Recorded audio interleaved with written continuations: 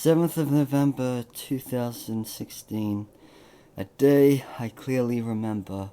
It was 7 years ago today that I left Australia, went to Malaysia, on to Hong Kong, and then to Vladivostok, boarded the Tran Siberian, and went all the way to London without flying.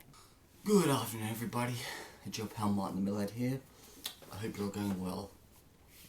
Today, 7th of November 2023. I always remember this day like it was yesterday. I was leaving Australia at Sydney Airport on a flight at 11 o'clock in the morning. I had a huge argument with the Air Asia check-in attendant who basically said I could only stay 90 days in Hong Kong and he wanted a ticket out of Hong Kong. So I showed him a ticket to Vladivostok. And then basically he started, prodding and questioning me about, oh, you're traveling from Vladivostok to London without flying. Why? Can't you just fly from Vladivostok to Moscow? I'm like, of course you can fly from Vladivostok to Moscow, but it's an 8-hour flight and it's pointless because you see nothing when you're in the air. You travel on the Tran Siberian for 7 days, you see the beauty of Siberia. This guy just had to be, like an ASIO, ABF, wannabe twat. Another reason why I ditched Australia and I moved to Britain. So, I get on the plane, I go to Kuala Lumpur, I catch up with a thrash metal musician, John from the band Thrash It. I've got like a 12-hour layover in Malaysia, then I go into Hong Kong. I spent a couple of days in Hong Kong, Macau, and a bit of China before going to Vladivostok. And then from Vladivostok, travelled overland to London in 3 weeks and 2 days without flying. It's been 7 long years since I left. And then when I got to the 5-year mark of being away from Australia, I told myself, I do not want to go back to Australia until it is 10 years, until November 2026. A lot of people around me are like, you only need to go back to Australia, what happens if something happens to your mom or your dad, or what happens if something happens to your relatives, or what about going back to New Zealand and seeing your family there? I'm like, in a pandemic, I did not want to go back to my own country of birth, because, I remember saying to my mom, oh, I hate Australia, there's so many knobheads in this country. And I didn't want to pay ScoMo $3,000, even though my mother could have paid that for me. I just didn't want to go back because I don't like my country of birth. I believe that I want to stay on in this country, but I would really have to hate it to leave United Kingdom at the drop of a hat and get back to Australia because something happened in my family. That would be just so horrendous. But if the worst comes to the worst, yes, I do have to go back to Australia. I do have to sort things out because it'd be like just so much paperwork and all. I did ask a lawyer friend of mine. I said, "Oh, what could I do if I was unable to come back to Australia?" He basically says, "You just point at a power of attorney who looks after things on your behalf, and he will get things like done." So I've got some good lawyer friends who can help me out if tough times can happen. Yeah. So every 7th of November, I always think back like, wow, did I really leave Australia? Did I really believe that I could stay away for this long? I wanted to stay away for this long because there were so many idiots related to me by blood who never believed in me. My mum's nephew, who lived in London for many years, always discouraged me from moving to this country, so I backstabbed him in Whitechapel and disowned him, and I haven't spoken to him in years. And my dad's family in Middlesbrough, the family my father left behind in 1971, they never believed that I could live in the United Kingdom. So after my grandma died, I'm like, I'm turning the page. I don't care about Middlesbrough anymore. I haven't been back in 7 years. I couldn't care to go back. I mean, my grandmother doesn't even have a grave. Her ashes just scattered in a garden. It's just so lame.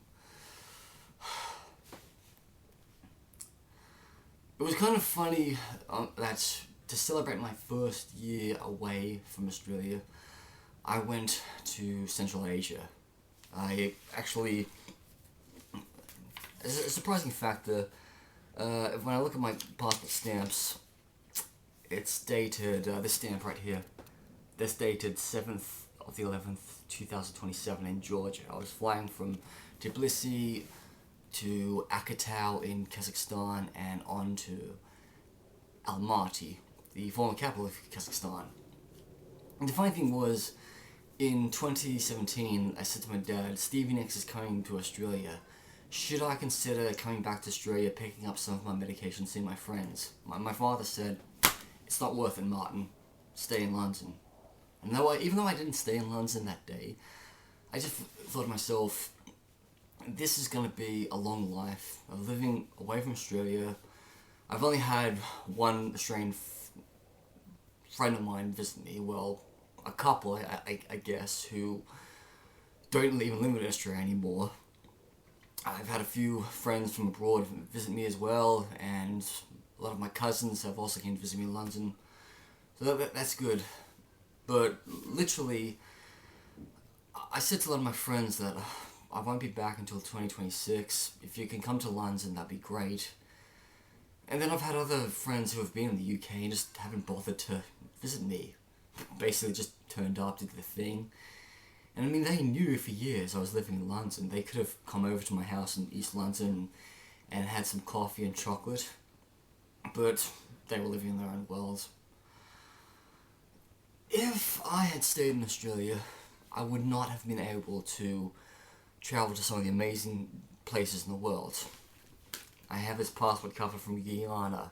If you live in Australia, there's no way you can get to Guyana without going through the United States of America. And that is a really tough travel experience.